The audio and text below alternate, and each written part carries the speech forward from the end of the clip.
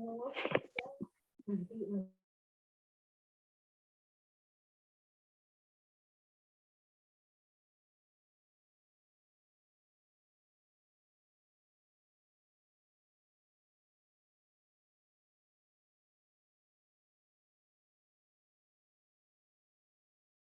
bismillahirrahmanirrahim.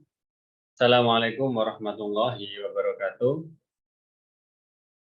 Alhamdulillah, pada sore hari ini kita bisa mengadakan Zoom meeting untuk proyek Syirkah budidaya ikan gurame yang ke-6. Ya. Sebelumnya perkenalkan, saya di sini moderator sekaligus pemateri. Nama saya Ahmad Fahim. Mungkin teman-teman juga sudah kenal saya karena kebanyakan atau mayoritas serta yang gabung itu lewat Instagram. Ya. Dan juga kebanyakan follower lama saya. Sebelum kita mulai masuk ke pembahasan utama, saya di sini ingin menjelaskan latar belakang bahwasannya dibukanya Syirkah yang ke-6 itu merupakan permintaan dari teman-teman sendiri yang ada di Instagram, yang mana mereka tidak kebagian lot di Syirkah ke-5, tepatnya tahun 2021. Ya.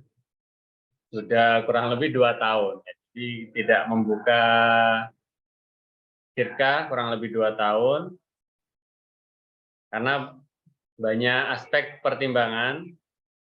Salah satunya adalah pertimbangan di tempat. Ya. Tempat pembudidayaan gurame itu kita tidak berani membuka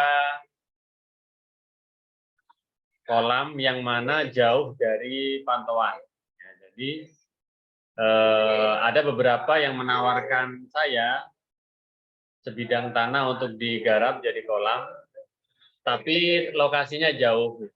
Sedangkan saya juga tidak berani mengambil resiko karena budidaya ikan itu rawan, ya. Rawan. Yang penting kalau sangat jauh itu kita punya kontrol yang agak sulit. Apalagi ikan itu makhluk hidup, gitu. Ikan itu makhluk hidup. Kalau ada apa-apa harus kita tangani dengan cepat. Ya, kalau misalkan tempatnya jauh itu kita kesulitan. Baik, saya mulai dulu dari perkenalan ya. Budidaya ikan gurame yang ke-6. Jadi sebelumnya sudah ada saya yang ke-1, kedua, ketiga, keempat, kelima, dan ini adalah yang ke-6. Dan untuk Syirkah ini kita sudah mulai dari 3 tahun yang lalu, sebelum COVID. Secara lebih detail mungkin teman-teman bisa cek di highlight saya di Instagram ya. Saya tidak akan menjelaskan rinci di sini tentang perjalanan ya, teman-teman stalking sendiri gitu ya. Lokasi di mana lokasi dari budidaya ini? Lokasinya ada di Pondok Pesantren Nurul Ulum, Bendil Jati Kulon, Sumber Gempol, Tulungagung, Jawa Timur. Desa Bendil Jati Kulon itu terkenal dengan budidaya guraminya. Ya. Hampir setiap rumah itu pasti punya kolam. Itu kenapa harga tanah di sana itu tinggi. Hampir setiap rumah itu pasti punya kolam. Kolam gurame. Ya. Kalau tidak gurame biasanya patin. Yang lele itu sedikit. Ada tapi sedikit.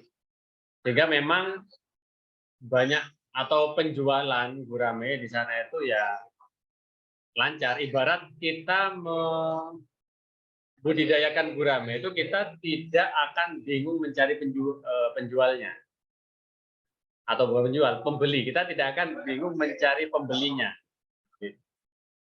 Pokoknya ada beberapa teman di Instagram itu tanya, saya ingin budidaya gurame, tapi nanti jualnya kemana? Nah, seperti itu. Kalau di tempat lain, jujur saya kurang tahu. Karena menurut saya bisnis yang paling baik itu sebenarnya adalah bisnis yang sesuai dengan sumber daya di daerah masing-masing. Ada yang teman saya di daerah di sana mayoritas bawang merah. Ya udah kita budidaya bawang merah, kita tanam bawang merah. Insya Allah udah banyak gitu. Ya. Ada yang tempatnya di tas gitu ya. Jadi itu kayak satu desa pengrajin tas. Ya udah kita bikin tas aja gitu. Jadi insya Allah penjualan itu akan mudah seperti itu. Makanya ketika ada salah satu follower tanya gimana cara menjualkan gurame, ya kalau di tempat teman-teman masing-masing ya tentu saja agak kesulitan gitu ya. Tapi kalau di daerah kita atau di Bedil Jati ini ya itu ya ketika udah besar itu udah pasti ada yang ambil gitu, sudah pasti terjual gitu ya. Jadi itu salah satu kelebihannya.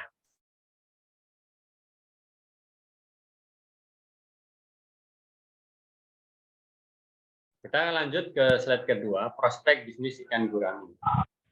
Pertama, ikan gurame punya harga jual yang cukup tinggi ya, dibanding dengan ikan-ikan lain. Ya.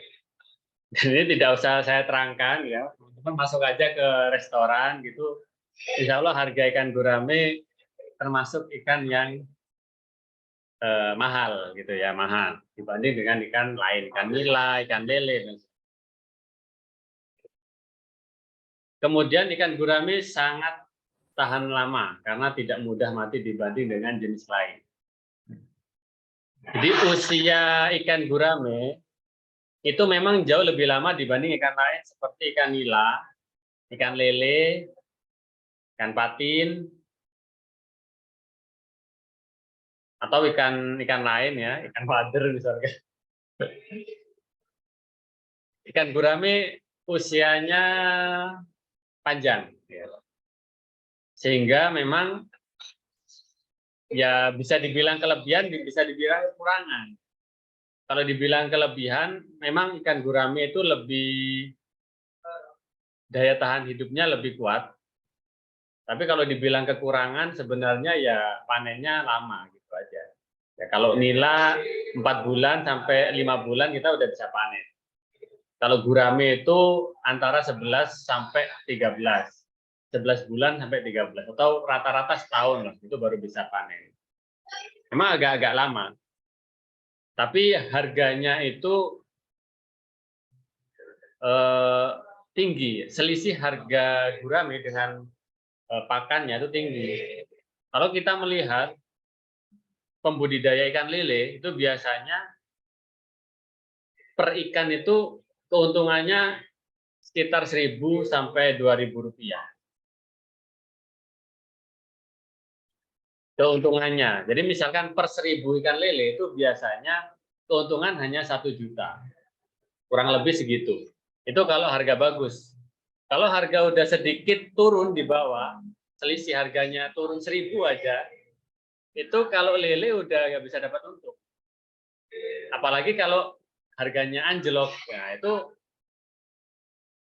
ya bisa minus. Makanya, tapi panennya cepat ya, lele bisa 2 bulan, ya 2 bulan, 3 bulan itu sudah panen. Itu jadi ada kelebihan, ada kekurangan. Kemudian ikan gurame, yang ketiga, ikan gurame jumlahnya belum dapat memenuhi kebutuhan di pasaran. Untuk ikan gurame sendiri, itu memang jarang, ya jarang. Karena memang untuk peminatnya itu adalah orang-orang yang apa ya, kita bisa bilang berduit gitu ya, duit ya, beda dengan ikan sejuta umat misalkan kayak ikan lele gitu ya. Ikan lele itu di mana ada, kalau gurame pasti agak, makanya yang mengambil barang di daerah kami itu kebanyakan orang Bandung, Jakarta, Bali gitu ya. Jadi kita tidak menjual secara lokal, maksudnya kita tidak menjual ke warung-warung dekat kita juga enggak, kita menjualnya jauh ke Jakarta atau ke daerah Jawa Baratan lah. Daerah Jawa Baratan itu harga gurame di sana tinggi dan peminatnya banyak, khususnya Jakarta ya, karena kalau di Jakarta UMR-nya tinggi dan peminatnya juga banyak. Poin keempat, ikan gurame banyak memiliki permintaan di kota besar. Ya, sama seperti yang saya sebutkan tadi. Kalau dari daerah kita itu kirimnya ke daerah Jawa Barat. Nah, memang ada hal yang agak lucu gitu ya. Jadi kenapa kok nggak di Jawa Barat aja dibudidayakan gurame? Ternyata pemilik budidaya di daerah Jawa Barat itu tidak cocok untuk pembesaran ikan gurame. Karena daerahnya dingin ya, daerahnya dingin. Nah, gitu kan. Secara logika kenapa kok nggak petani di daerah Jawa Barat saja yang budidaya gurame? Kenapa kok harus ngambil dari Jawa Timur, khususnya Tulungagung dan Jember ya, atau Lamongan juga ada. Nah, orang Jakarta ngambil ke sana karena memang di Jawa Barat itu sulit untuk pembesaran ikan gurame. Seperti itu. Jadi itulah kenapa kok sampai sekarang ya tetap orang ngambilnya ke daerah timuran gitu ya, Jawa Timur. Kemudian ikan gurame Tulungagung memiliki kualitas yang bagus. Memang sejak dulu setiap daerah itu punya ciri khas masing-masing. Gitu. Kalau Blitar itu secara nasional itu terkenal ikan koi, daerah Blitar. Tulungagung itu terkenal ikan gurame dan patin, itu sudah lama, sudah dari lama. Kebanyakan Jakarta khususnya itu ngambilnya pasti di Tulungagung, kebanyakan. Karena ada beberapa yang bilang juga, kenapa kok gurame di Tulungagung masih tetap bertahan, gitu. Meskipun di daerah lain itu ya pasti ada yang budidaya. Kata yang ngirim ya, yang sering ngirim ke Jakarta, bilangnya adalah kalau yang di Tulungagung katanya itu ikannya tidak terlalu bau, tidak terlalu bau tanah. Kalau ikan di Tulungagung, yaitu mungkin salah satu ciri khas dari alam di Tulungagung sendiri ya. Karena air itu juga beda-beda, teman-teman. Tiap air itu mempengaruhi kualitas juga. Dan itu sesuatu yang memang tidak bisa dibikin ya. Jadi memang asli dari sumber dayanya sendiri, sumber daya alamnya. Untuk lokasi guramenya, kenapa kok di Pondok Pesantren Nurul Ulum? Ya. Sebenarnya kalau bicara budidaya di sini banyak ya. Seperti yang saya katakan di awal, hampir setiap orang itu punya kolam sendiri. Kalau di sini nggak semua juga, kebanyakan ya, kebanyakan. Jadi kita ngambil, kenapa kok sirkahnya di pondok pesantren ya. Pertama, pondok ini membudidayakan ikan gurame itu sudah lama, ya. Sudah kurang lebih 15 tahun. Dan sekarang sudah punya 15 kolam.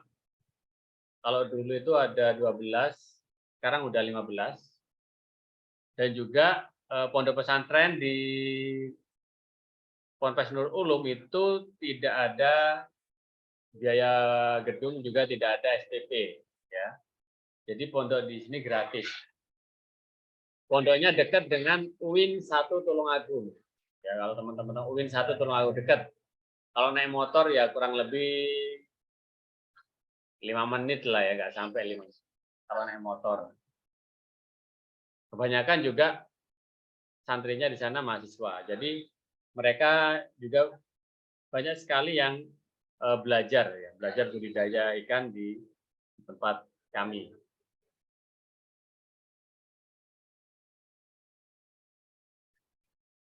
Peluang bisnis yang akan disirkahkan adalah satu kolam. Maaf ya, ini file lama, belum diedit. Jadi yang kita sirkahkan sekarang itu 2 kolam, 2 ya.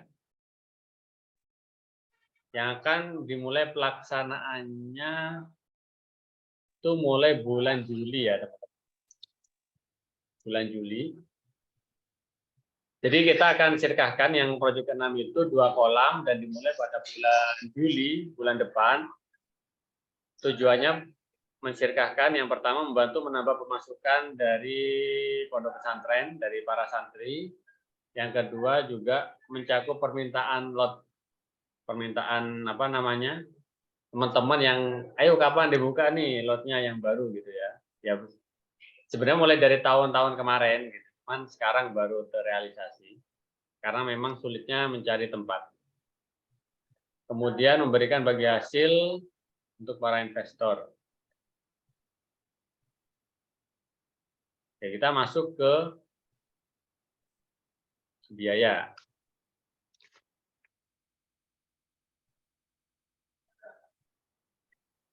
Oke, untuk pertanyaan teman-teman nanti ya, pertanyaan setelah saya jelaskan semua nanti bisa bertanya atau bisa juga tanya lewat kolom chat. Kolom chat.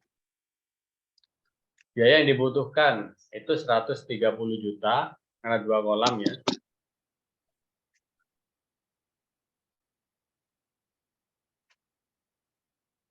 Yang pertama adalah biaya renovasi 2 kolam. Jadi kolamnya itu sudah ada, kita tidak bangun dari nol, kolamnya udah ada, tinggal direnovasi. Kurang lebih menghabiskan 4 juta, kemudian nanti kita isi benih gurami 6.000 ikan, budgetnya total 6 juta.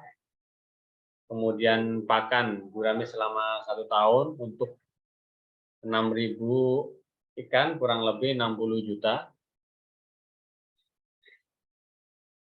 Kemudian sewa kolam, ya, jadi kolam kalau di beberapa sirkah sebelumnya itu ada yang bikin kolam dari awal, ada yang sewa. Ya, ini kita sewa selama 20 tahun, ya, kurang lebih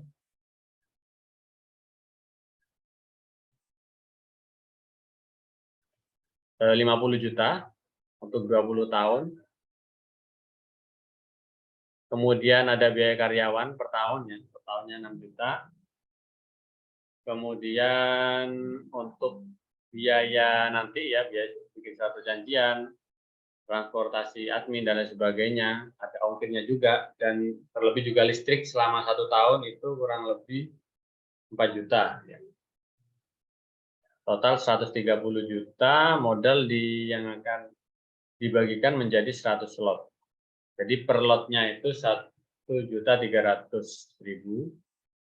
bisa dicicil 2 kali, ya, bisa dicicil 2 kali.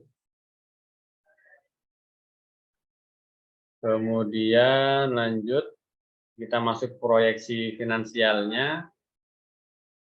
Dari 6.000 benih yang ditebar, ya kita estimasikan aja karena nggak mungkin selamat semua ya. Kita estimasi yang hidup 5.500 ya. Sebenarnya kalau normalnya itu kita sering juga nggak sampai 5.500 ya. Sebenarnya mungkin yang meninggal per kolam 100 atau 50 ikan lah. Cuman ini kita bikin estimasi yang lebih apa ya, lebih safe ya. Anggaplah ada beberapa yang mati atau kena penyakit beberapa hari, terus akhirnya tersisa 5.500 ikan dengan total berat per ikannya 600 gram. Ini juga estimasi ya teman-teman, karena ikan nggak mungkin sama beratnya ya. Ada yang biasanya itu 5, 6, 7 biasanya. 5 on, 6 on, 7 on ya. Berarti kan rata-rata ya 6 on ya. Sehingga total yang dihasilkan dari 2 kolam, karena per kolam itu hanya 3.000 ya. Jadi yang dihasilkan 2 kolam 3,3 ton ya, kurang lebih. Dari 6.000 itu standar udah lumayan bagus ya. Dari 6.000 kita bisa panen sampai 3 ton, kurang lebih itu bagus. Harga gurame 32.000 per kilo. Ini harga petani ya teman-teman, harga petani ya. Kita menjualnya ke pengepul. Nanti dari pengepul dijual ke pasar ya pasti harganya naik. Kalau di restoran ya tambah naik lagi. Tapi standar di sini bisa dicek ya di daerah Tulungagung ya 32.000. 3.300 dikali 32.000, 105 juta dikurangi 78.000, maka profit bersihnya kurang lebih 27 juta. Pertanyaannya 78.000 ini apa? 78 juta ya. 78 juta itu apa? 78 juta itu adalah biaya pakan. Jadi dipotong. Ketika panen 105 juta kan nggak mungkin itu dibagian semua. Nah, nanti beli pakan selanjutnya gimana? Beli benihnya gimana? Jadi ada uang atau profit yang ditahan itu untuk biaya benih selanjutnya, untuk biaya pakan 60 juta tadi, sama biaya karyawannya. Di sini kita karyawan kok murah sekali, setahun cuma 6 juta, ya, atau per bulannya 500.000. Karena kita tenaga yang kerja itu kebanyakan santri ya, jadi santri sendiri dan itu mahasiswa juga sambil belajar, sehingga kita bisa memotong banyak biaya di sana. Kemudian, nah sistem bagi hasil moderat itu yang sedang ya. Dan di sini kita bagi hasil 70-30 ya. 70 investor, 30 pengelola. Tugasnya jelas, kalau pengelola ya mengelola ikan gurami mulai dari kecil sampai panen selama 12 bulan. Jadi saya rasa fair ya kita 30, karena sebelum-sebelumnya saya juga sempat sampai 40% untuk pengelola investor nanti. Jadi di sini kita berikan lebih untuk investor ya, kurang lebih 70%. Ini sesuai kesepakatan ya, kesepakatan. Karena sirkah itu nggak harus 50-50 ya. 70-30 bagaimana? Investor mau apa enggak? Kalau nggak mau ya tidak usah, kalau mau ya ikut gitu aja. 70% investor ya, jika dikalikan dengan 27 juta dapatnya 19.320 ya. Atau kalau dari total biaya investasi yang diberikan ya, setahun itu kurang lebih ROI-nya itu 14%, kurang lebih. Nah, ini tidak tetap teman-teman ya, ini bukan kayak fixed rate ya, bukan, tapi akan naik turun sesuai dengan harga, sesuai dengan harga ikan. Jadi saya akan memberikan prospektus ya, dengan berbagai variasi perkiraan atau kemungkinan ya. Potensi, misalkan harga gurame nggak sampai 32, tapi 28.000 per kilogram ya. Maka bagi hasil tadi 70% itu sekitar 10 juta. Atau per tahunnya kurang lebih 7%.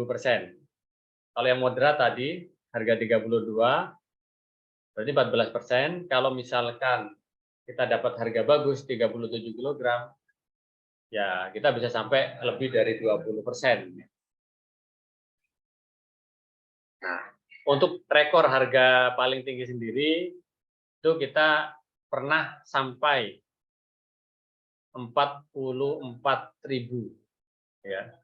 1 tahun setelah COVID itu harga gurame pernah menyentuh 44.000 gitu ya. 44.000 itu udah lumayan gitu.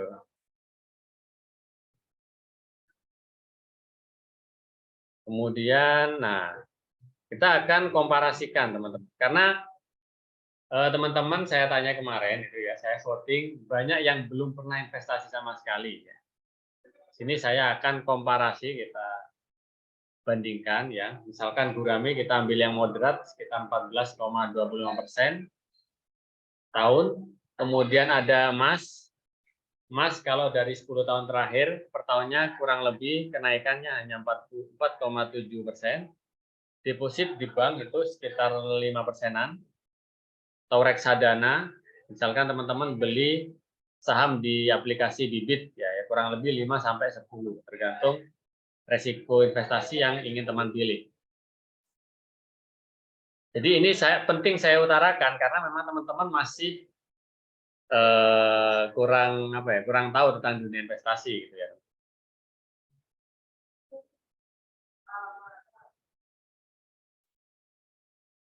Kemudian ini juga ada beberapa data yang saya ambil, pembelian saham di beberapa perusahaan TBK, misalkan ya kayak Indofood, ya Indofood di pasar saham, dividen yang diberikan setahun itu hanya 3,78% setahun ya. Kalau kita lihat di sini kapital pasarnya itu 64 triliun, teman-teman. Jadi orang itu total menaruh uangnya dari semua investor itu kurang lebih 64 triliun di sini di Indofood dengan dividen kurang lebih 3,78%. Kalau BCA 2,24% tahunan ya. BRI lumayan besar 5%. Kapital pasarnya sampai 800 triliun kalau BRI. BCA sampai 1.000 triliun lebih. Jadi pertama yang ingin saya sampaikan adalah ketika kita investasi itu jangan menyamakan investasi yang mana itu menjadi passive income itu disamakan dengan active income.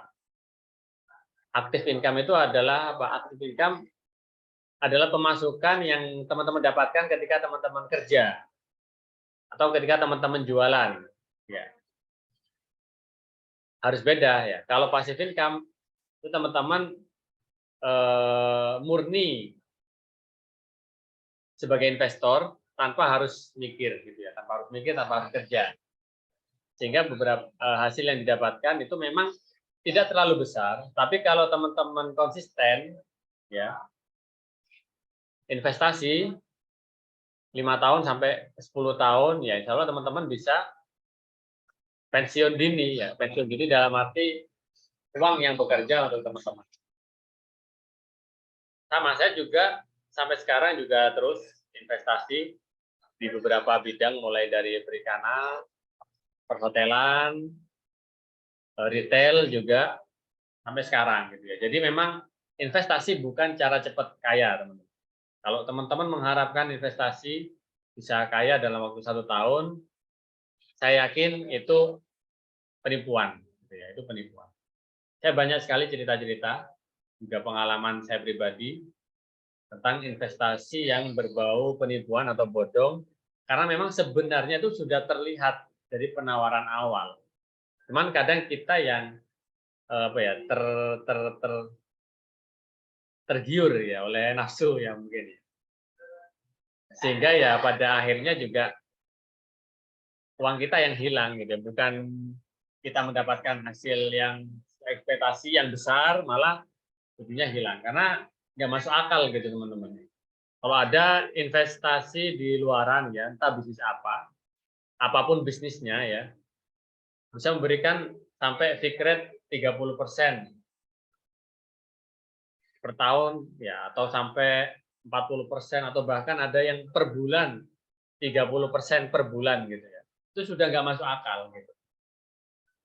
Jadi orang-orang yang tertipu di investasi itu memang pada dasarnya adalah dia kurang knowledge atau kurang literasi keuangannya ya. Sehingga mudah dikibulin atau mudah dibodohi dengan investasi dengan hasil-hasil yang memang tidak masuk akal ya secara ilmu keuangan itu sendiri. Pembagian keuntungan dibagikan 12 hari setelah panen gurami. Kemudian laporan keuangan 7 hari sebelum bagian keuntungan. Terus untuk setiap saham yang dimiliki investor, pengelola siap memberikan buyback garansi atau teman-teman bisa nih menjual sahamnya di atas 8 tahun. Ya. Kalau sudah di atas 8 tahun, mau menjual sahamnya, kita dari pengelola siap untuk membeli lagi atau buyback. Kalau misalkan teman-teman butuh uang. Atau kalau misalkan di bawah 8 tahun pun, misalkan tahun depan atau 2 tahun lagi mau menjual, dari kami pengelola siap membantu menjualkan. Bukan membeli, bukan kita membeli, tapi menjualkan. Gitu ya. Nah, nanti saya share di Instagram atau di beberapa investor lain yang ingin menambah jumlah lot.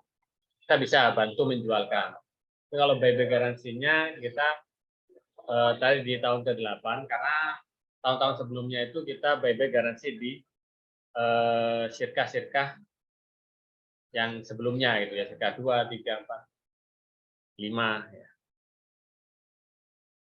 Jadi ini nanti bisa dipelajari kalau tidak paham bisa ditanyakan. 2 kolam yang kita sirkahkan, ini kolam kami sendiri ya, sebenarnya ada 2 kolam, ukuran 3 kali 31, ini 2 kolam ya, 13 kali 31. Ini satu, ya satunya lagi ada di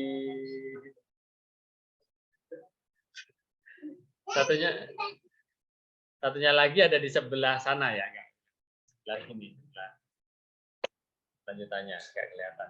Ini ada 2 kolam. Lokasi ini bisa teman-teman cari juga, Ponpes Nurul Ulum, Bendel Jati, Sumber Gempol. Kemudian di sini ada ketentuan, konsepnya kita pakai sirkah muqayyadah ya. Kemudian investasi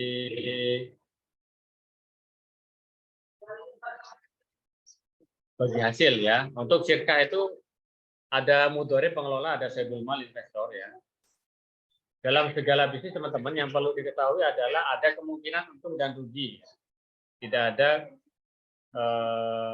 jaminan 100% ya. Kecuali teman-teman ingin membungakan uang tersebut, gitu kan, ngutangin orang dengan bunga fix, nah itu pasti untung, tapi itu riba. Jadi untuk sirkah dalam Islam ya kita mengelola dengan sebaik mungkin, dan nanti jika untung kita bagi dengan bagi hasil tadi yang kita tawarkan 70 untuk investor, 30 untuk pengelola. Jika rugi ya nanti ditanggung bersama.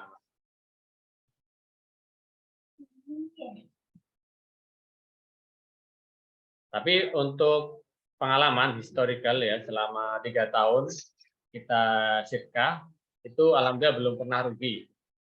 Kalau beberapa yang bagi hasil di bawah 10% itu pernah, tapi alhamdulillah belum pernah sampai minus ya.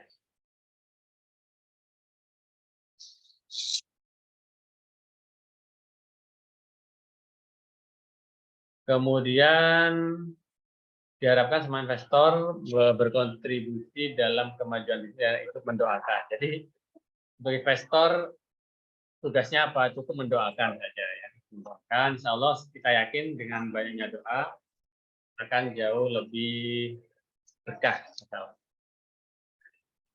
Untuk laporan keuangan akan kita berikan 7 hari setelah panen ya.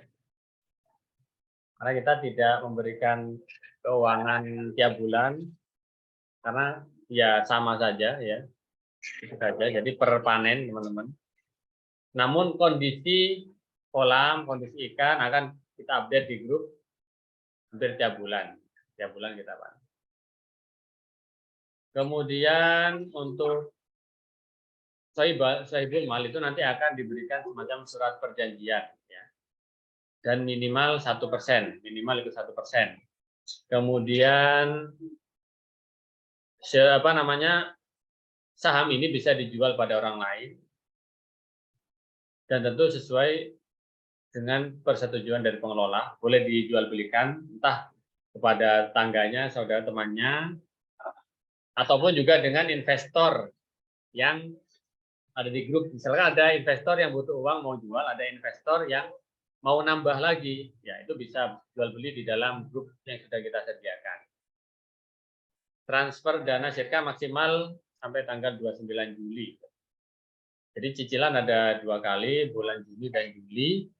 Juni ini cicilan pertama 50%, bulan Juli 50%. Jadi kan bisa dicicil selama 2 bulan. Baik, untuk profil lembaga, ini adalah profil lembaga, bisa teman-teman cek juga di grup. Ini sudah saya share ya. Baik, harapan kami semoga dengan ada CK ini bisa memberikan kita manfaat dan bisa saling membantu dalam kebaikan. Baik, mungkin itu aja. Ya, sekarang kita masuk sesi tanya jawabnya aja. Kita buka nih sesi tanya jawab.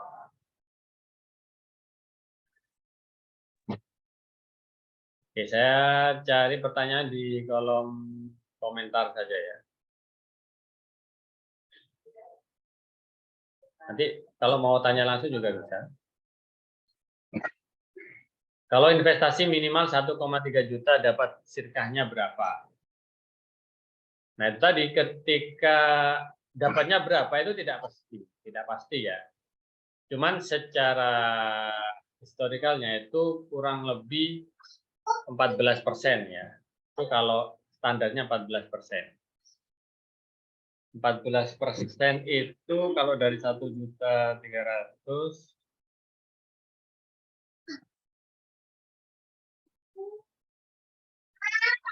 sekitar 180 ribuan. Itu yang moderat. 180 ribuan untuk satu lotnya. 1 tahun panen berapa kali? 1 tahun 1 kali ya. Gurame 1 tahun 1 kali untuk panennya. Mas bisa bahas BEP-nya. Ya, untuk BEP-nya sendiri kurang lebih di tahun ke-5 atau 6 ya. Untuk standarnya, standar itu di tahun ke-5 atau tahun ke-6. Kalau kita melihat dari 14% ya kurang lebih di tahun ke-6 ya, tahun ke-6. Tergantung kalau misalkan kita dapat harga yang baik terus ya bisa jadi sampai 4 tahun, 5 tahun, 4 tahun. PPT ini bisa dibagikankah? Bisa. Nanti akan kita share di grup. Baik, untuk garansi di 8 tahun, maksudnya garansi di tahun ke-8. Garansi di tahun ke-8 nanti jika teman-teman ingin menjual lotnya, kita siap buyback. Buyback itu kita beli, ya, kita beli. Itu di tahun ke-8.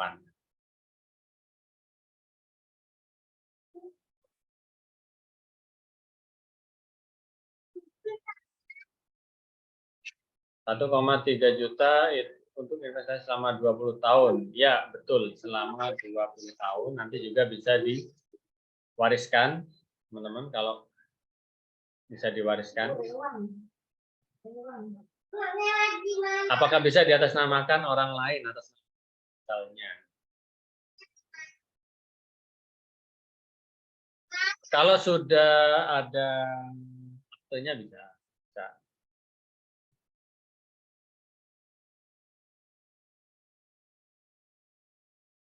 Kapan modal kita dikembalikan? Nah, intinya di sini kita jual beli saham. Kita dari pengelola menggaransi jika investor mau menjual sahamnya, ya kurang lebih menjual saham ya teman-teman dapat apa namanya uang dari situ gitu. Misalnya jual 1,3 juta ya nanti dapat 1,3 juta juga. Itu di tahun ke-8. Itu jika mau atau jika mau lanjut boleh di tahun ke-8. Atau ya misalkan teman-teman butuh uang nih. Teman-teman bisa jual ke investor lain. Mungkin ada investor yang mau beli lagi, ada investor yang mau jual, udah di situ bisa terjadi transaksi jual beli sesuai sepengetahuan pengelola.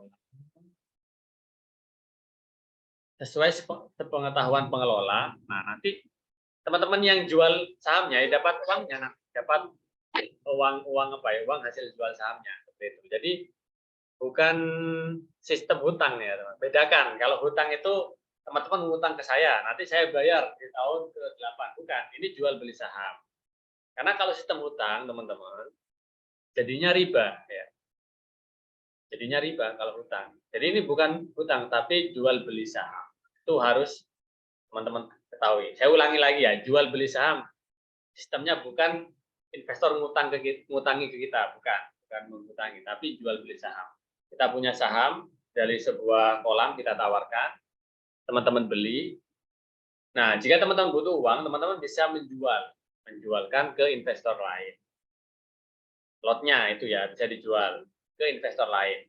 Atau oleh pihak pengelola bisa kita bantu menjualkan, kita promosikan ke mungkin ke grup Sirkah 5, ke grup Sirkah 4, ke grup Sirkah 3. Itu bisa kita bantu jualkan. Baru di tahun ke-8 kita dari pengelola berani untuk buyback. Buyback itu kalau mau jual langsung kita beli. Itu di tahun ke-8. Adapun untuk apa namanya? Sampai kapan? Sampai kapan ya? Sampai kapan perjanjian Sirkah ini? Sampai tahun ke-20 ya, sampai tahun ke-20. Di tahun ke-20 hasil panen nanti tidak pakai laba ditahan, teman-teman ya. Di tahun ke-20 nih, kita sudah tahun ke-20 ya. Tahun ke-20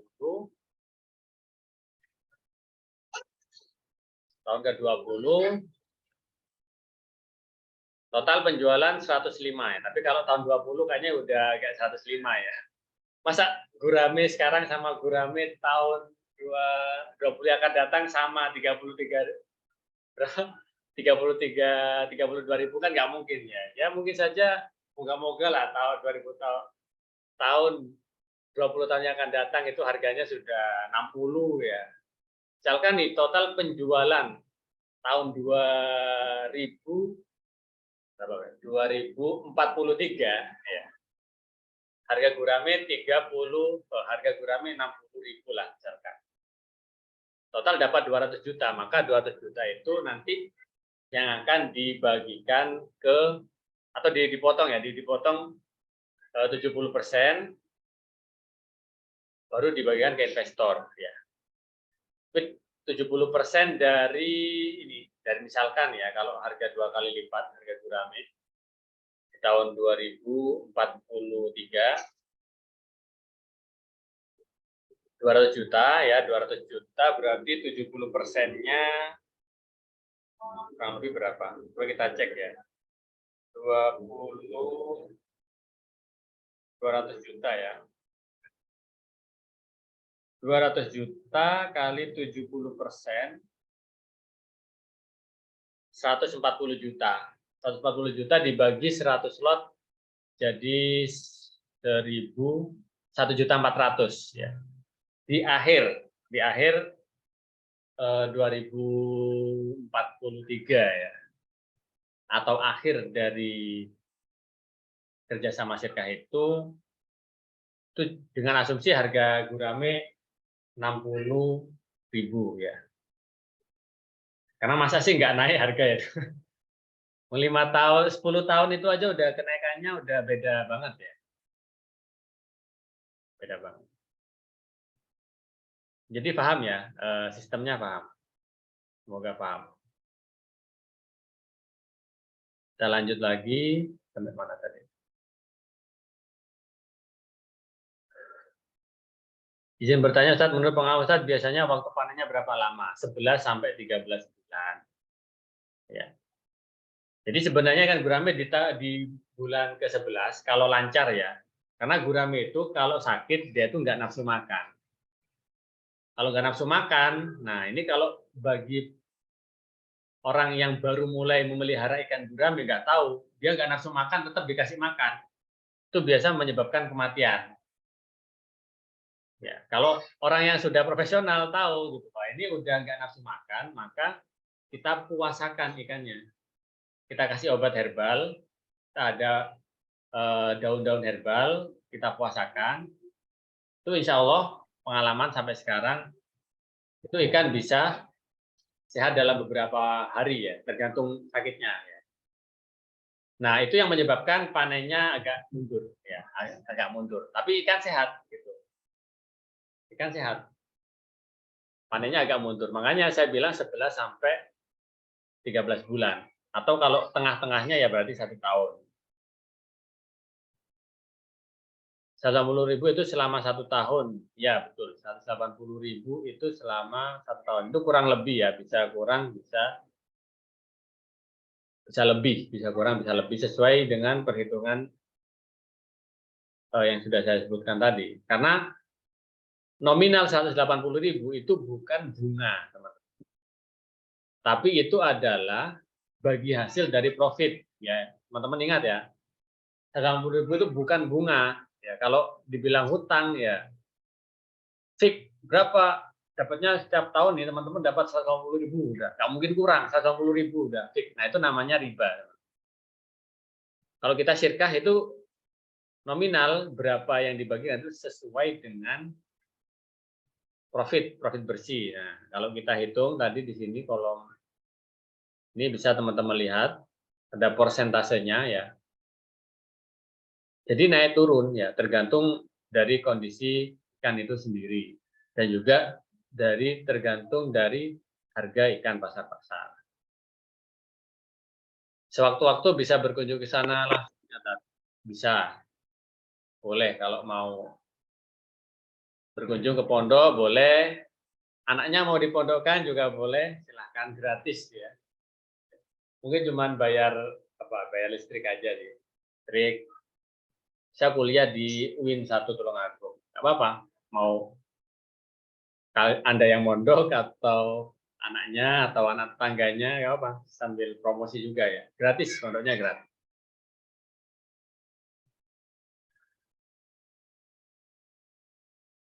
Ya, sebelum tahun 8 nggak bisa di buyback. Tidak bisa di buyback, tapi solusinya adalah teman-teman bisa menjual sahamnya ke investor lain, atau bisa kita bantu jualkan ke beberapa investor gurame di syirkah lain gitu ya, di syirkah ke-5, 4, 3, kita bantu tawarkan ke sana gitu. Solusinya seperti itu.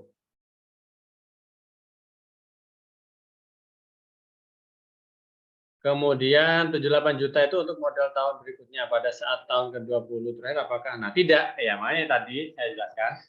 Di tahun ke-20 itu sudah nggak ada modal ditahan. Dan saya yakin juga nominalnya sudah bukan 78 juta ya, karena kan menyesuaikan. Kita akan menyesuaikan dengan harga pakan dan harga gurame. Yang jelas ketika uang itu teman-teman bisniskan, itu akan beda dengan uang yang teman-teman simpan nggak gerak atau tidak bergerak gitu ya. Bisa jadi di tahun 20 itu harga gurame udah naik, tapi ya harga pakannya kan juga naik.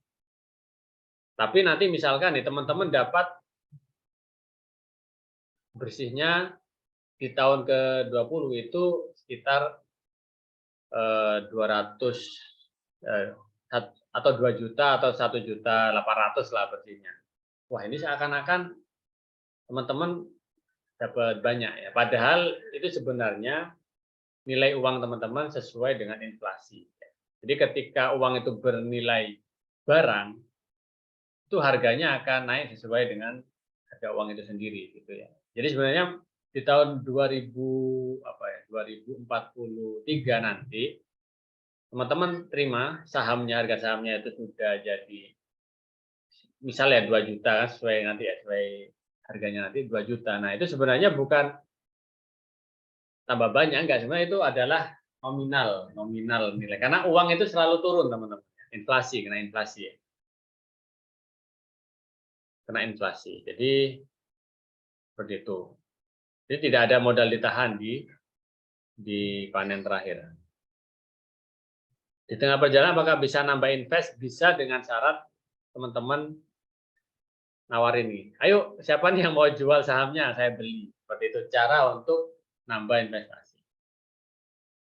Karena juga nggak ada jaminan saya mau buka syirkah lagi di tahun depan. Ya. Contohnya aja ini ke-6 saya buka di 2023, padahal yang kemarin di 2021 atau 2020 akhir kalau nggak salah ya. Saya lupa. Kurang lebih 2 tahunan baru ada proyek baru. Jadi tidak ada jaminan. Maka salah satu cara jika mau tambah investasi di Gurame ini, ya beli dari investor lain. Ya, nanti kan teman-teman masuk grup ya, khusus investor ya. Bisa teman-teman menawarkan siapa yang mau dibeli sahamnya, karena bisa jadi ada beberapa orang itu puas dengan investasi ini, tapi memang kondisinya membutuhkan uang, gitu ya. Jadi pasti akan dijual. Tuh, jadi nambah lot yaitu dengan cara jual beli, bisa menjual dari investor lama ataupun menjual atau membeli dari investor lain atau investor di grup lain ya, nanti lalu kita tawarkan juga. Apa kendala yang biasa dialami selama bisnis Gurame dan sudah ada solusinya? Adakah solusinya? Insya Allah ada ya. Jadi kita punya 15 kolam.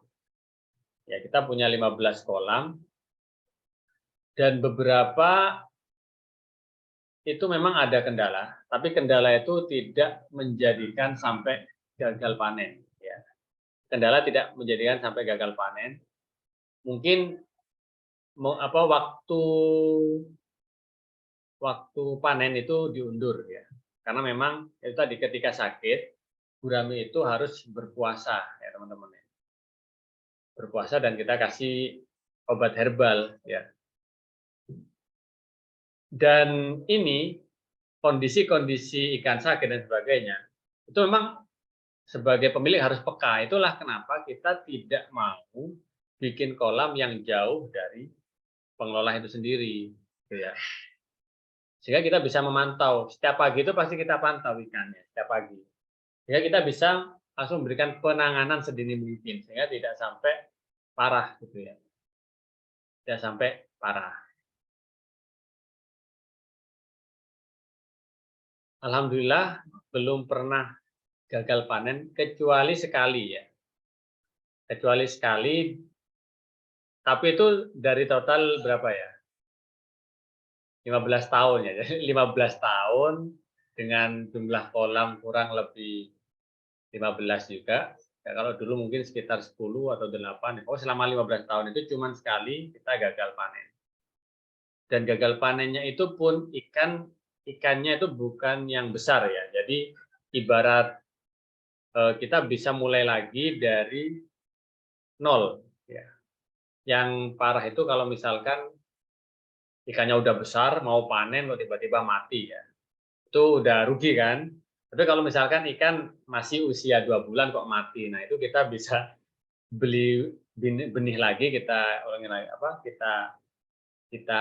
kita budidaya lagi, itu masih bisa profit.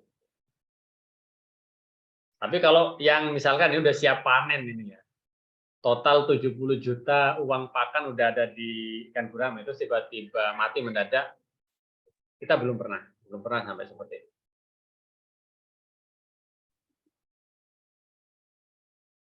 Apakah kita diberitahu selalu setiap proses budidaya sampai proses panen? Ya, kalau prosesnya itu ya mungkin kita akan beritahu ikannya aja ya, ikannya ketika kita makan ikannya udah umur sekian, sekian gitu ya.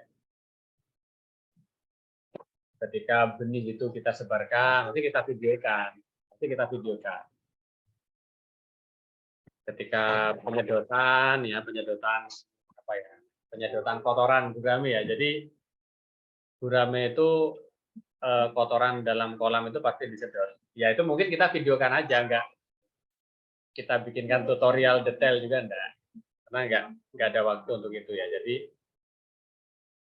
yang kita berikan ke teman-teman itu adalah kondisi ikan, usia ikan ya, dan kondisi kesehatan ikan. Ya, kurang lebih 180.000 per tahun tiap panen. Pembagian dividennya bisa dicairkan ketika tahun ke-20 enggak? Mohon maaf tidak bisa ya, tidak bisa. Jadi ya sesuai aja, sesuai lagi. Ya mungkin teman-teman di itu aja, disimpan aja. Maksudnya dapat uang berapa, belikan emas gitu ya, biar nggak kepake mungkin. Karena ada itu emas yang harga berapa ya? Ya kalau dikit sih misalkan nih teman-teman punya 5 lot, ya itu kan kurang lebih dividennya sekitar 5 berapa ya? 160, hampir 1 juta lah ya. Itu teman-teman belikan emas, dapat dividen belikan emas gitu aja. Jadi kita tidak menerima apa ya, dividen yang tertahan ya. Kita akan langsung bagikan. Tujuannya agar apa? Agar kita tidak ribet juga dari pengelola ya. Seperti itu. Teman-teman bisa beli misalkan 3 lot. Itu kan bagi hasilnya itu nanti bisa dibelikan emas. Teman-teman uangnya cair, dividen langsung belikan emas. Dengan emas itu insya Allah lebih aman ya daripada disimpan di kami misalkan. Itu pasti turun nilai uang. Kita pengelola aja itu juga setiap panen, bukan hanya pengelola ya, orang-orang di Tulungagung juga setiap panen itu pasti hasil panen sebagian dibelikan emas. Jika ada bencana alam atau bencana yang mengakibatkan kerusakan, semoga tidak terjadi. Garansi dari pengelola seperti apa? Baik, kalau bencana alam, ya kalau bencana alam itu force major ya. Dari semua investasi setahu saya itu tidak ada garansi bencana alam ya, bencana alam. Bencana alam atau perang itu namanya force major, itu tidak ada garansi. Bahkan ya hampir semua investasi lah ya, itu tidak ada garansi. Ya semoga tidak terjadi ya, karena namanya itu satu yang di luar ya. Tapi kalau misalkan kelalaian akibat pengelola, kelalaian akibat pengelola, kita bertanggung jawab dengan cara kita akan alihkan kolam teman-teman ke kolam milik pengelola. Pengelola ada kurang lebih sekitar 15 kolam, yang disirkahkan itu ada 6. Jadi kita masih punya 9 kolam. Jadi kalaupun misalkan terjadi kelalaian dari kami pengelola, maka kita akan pindahkan ke kolam kita yang sehat gitu ya.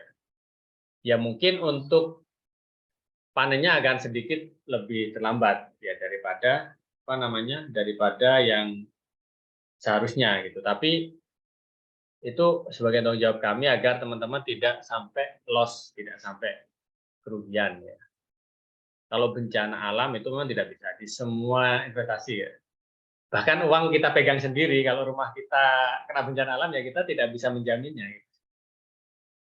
Kalau kebakaran mungkin bisa diasuransikan. Kalau kebakaran. Kalau misalnya seperti bangunannya, kita juga punya Alfamart, pencurian dan kebakaran itu bisa diasuransikan. Kalau kami misalkan ada pencurian, ya itu pencurian, tapi belum pernah terjadi ya, belum pernah terjadi pencurian ikan. Ya mungkin kelalaian lah, kelalaian misalkan ikan sakit, tetap kita kasih makan sehingga terjadi gagal panen, itu kita akan bertanggung jawab dengan kita akan berikan kolam kita dengan jumlah ikan yang sama nanti untuk mengganti kegagalan panen teman-teman. Seperti itu. Kecuali kalau bencana alam ya, kalau bencana alam tidak. Ya semoga saja tidak terjadi ya. Investor gelombang 1 sampai sekarang sudah berapa tahun berjalan, Tat? Kalau yang gelombang 1 ya 3 tahun. Ya, investor gelombang 1 3 tahun. Ya kurang lebih 3 tahun. 4 tahun ya. 4 tahun, yang gelombang 1 4 tahun, yang gelombang 2 3 tahun.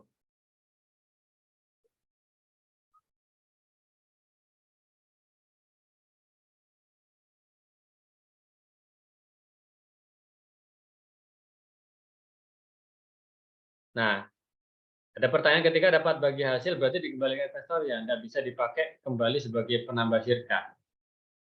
Nah, kalau misalkan teman-teman ambil lot banyak, sehingga misalkan setahun itu dapat komisi 1 juta di atas, itu bisa kita coba carikan investor lain yang mau menjual sahamnya. Itu bisa. Jadi nanti teman-teman tidak dapat uang, tapi dapat saham baru. Tapi ya syaratnya tadi, syaratnya ya paling enggak teman-teman sekarang itu punya 5 lot. Ya, punya 5 lot, sehingga hasilnya itu bisa seharga 1 lot. 1 lot mungkin di investasi lain ya, karena di beberapa sirkah yang ketiga itu harga lotnya cuma 600.000 ya, 600.000 itu bisa dibeli. Seperti itu. Untuk modal dikeluarkan investor hanya di awal saja, ya hanya di awal saja modal yang dikeluarkan investor. Dan nanti tahun berikutnya di mana modalnya? Dari modal ditahan. Jadi mulai dari investor kami bahkan yang gelombang pertama sampai sekarang alhamdulillah belum pernah kita narik tambahan modal ya, karena sudah ada modal ditahan itu teman-teman. Jadi ini sudah ini ya. Ada 78. Jadi total profit misalkan 105 juta. Itu dikurangi 78. 78 itu ya modal ditahan untuk operasional setahun yang akan datang. Jadi profit bersih udah 27 juta.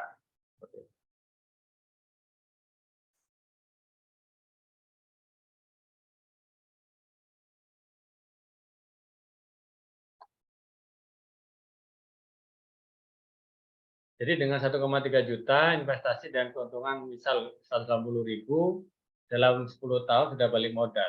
Ya, kalau misalkan kita bisa konsisten di 180.000 itu kurang lebih di tahun ke-7 atau tahun ke-8 ya balik modal.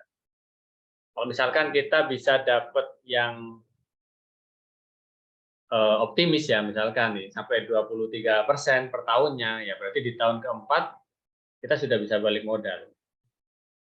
Belum lagi misalkan tahun keempat sahamnya teman-teman jual, itu udah double ya. Udah dapat profit, juga dapat uang hasil penjualan saham teman-teman. 1 tahun sekali panen ya.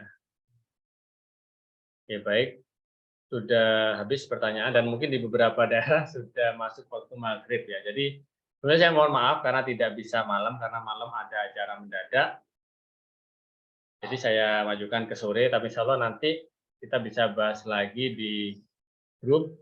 Ini kita juga akan share untuk rekaman Zoom-nya, juga termasuk bagaimana tata cara pembelian sahamnya. Bisa saja teman-teman, ada pertanyaan lagi?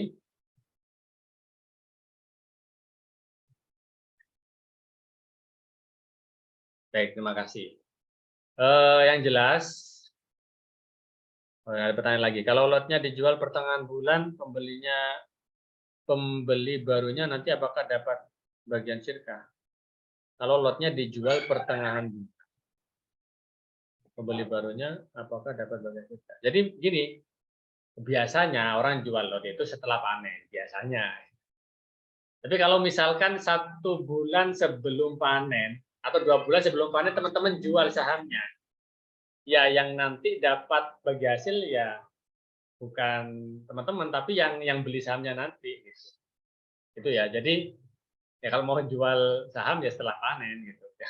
Jangan sebelum panen, atau panen waktunya mau dekat dijual ya. Ya lebih enak yang beli. Tapi teman-teman bisa hitungan nanti. Hitungan itu gini, lot teman-teman itu harganya apakah akan 1,3 juta terusan sampai tahun ke-20? Enggak, teman-teman.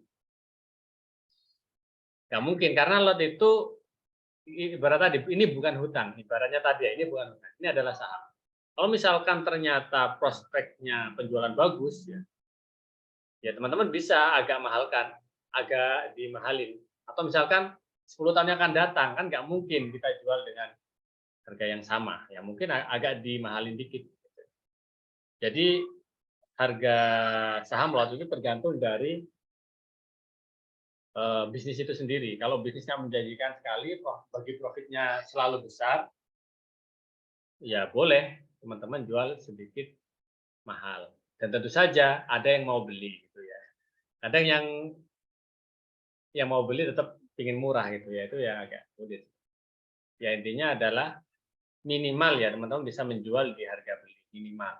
Beda dengan ini teman-teman, beda dengan saham-saham yang ada di pasar saham.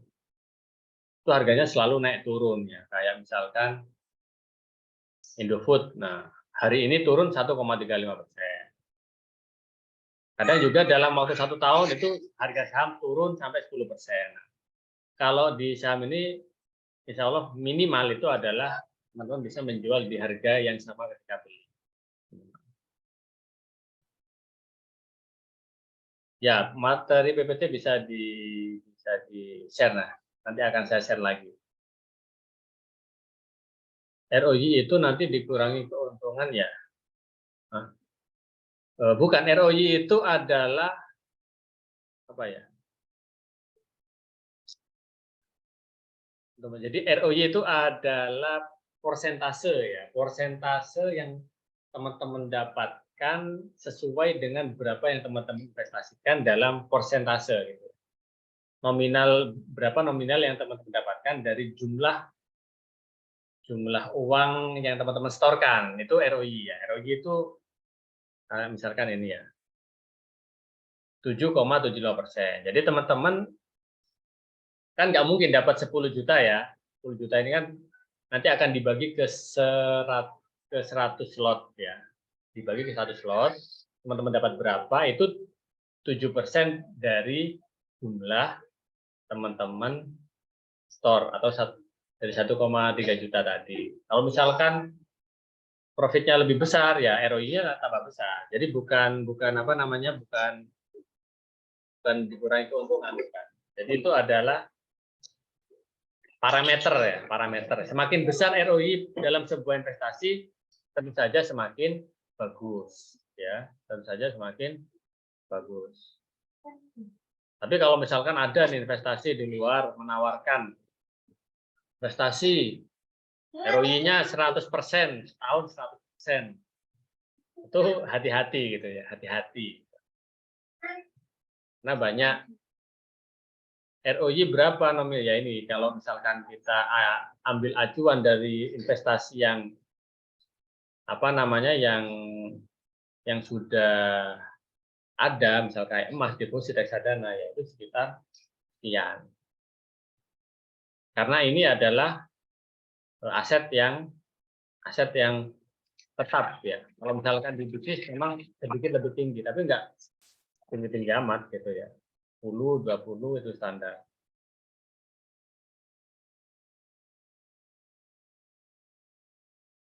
Baik, ROI itu return of investment. Ya, betul sekali. Itu bahasa kerennya seperti itu. Baik teman-teman, kita siap-siap ya untuk menjalankan sholat maghrib. Terima kasih yang hadir pada sore hari ini. Semoga nanti kita bisa ketemu di grup investor ya, investor gelombang ke-6. Saya akhiri. Allahumma muwaffiq ila aqwamit thoriq. Wassalamualaikum warahmatullahi wabarakatuh.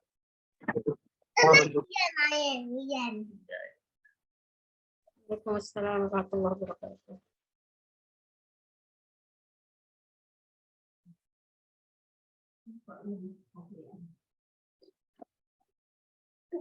Ayo,